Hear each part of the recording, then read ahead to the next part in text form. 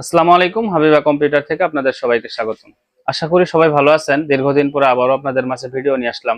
আমরা বিভিন্ন কাজে ব্যস্ত ছিলাম, তো আপনাদের মাঝে আমরা এখন কিন্তু অনেকগুলো নিউ কালেকশন আনছি। সেটা হচ্ছে যে 6 জেনারেশনের i5 16 জিবি র্যাম এবং 120 GB SSD 500 GB hard disk.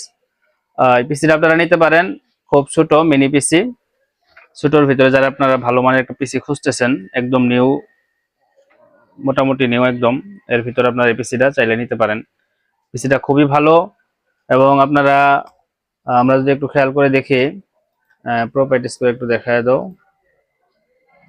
Intel core i5 6 generation 3.20 GHz, এরপর হচ্ছে র্যাম হচ্ছে 16 জিবি, 500 জিবি হার্ড ডিস্ক আছে সাথে। এবং এবং একটা জিনিস এখানে খুব মজার বিষয় হচ্ছে, এখানে কিন্তু আপনার ওয়াইফাই কিন্তু বিল্ড করা আছে। হ্যাঁ, সরাসরি আপনার ল্যাপটপে যে আমরা যেভাবে ওয়াইফাই ইউজ করতে পারি, সেভাবে কিন্তু আমরা এই পিসিতে কিন্তু সেই সার্ভিসটা পাবো সরাসরি। এখানে আমরা ওয়াইফাই আপনারা চালাতে পারবো আর কি, ইনশাল্লাহ।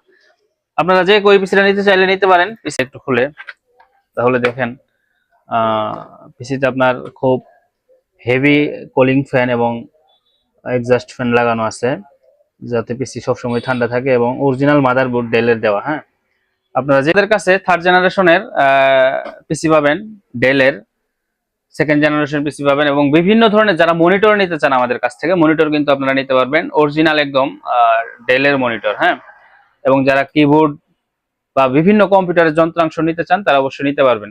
এবং যারা একটু ভালো মানের খুব অল্প দামের ভিতরে ল্যাপটপ খুঁজছেন, তারা কিন্তু আমাদের কাছ থেকে ল্যাপটপও পেয়ে যাবেন। তাই আর দেরি না করে অবশ্যই আমাদের সাথে যোগাযোগ করুন। যাদের কম্পিউটার বা ল্যাপটপ প্রয়োজন, আমাদের কাছ থেকে খুব অল্প দামের ভিতরে 4 জেনারেশন, 6 জেনারেশন, 3rd জেনারেশনের ল্যাপটপ বা কম্পিউটার কিনে নিতে পারবেন। কাছ থেকে কিন্তু আপনারা যারা বাসা বাড়িতে যাদের কম্পিউটার আছে, তাদের যদি বিভিন্ন ধরনের কম্পিউটারের সমস্যা ফেস করেন, তাহলে কিন্তু আমাদের হাবিবা কম্পিউটার এন্ড টেকনোলজিতে এসে কম্পিউটারের সমাধান করে নিতে পারবেন।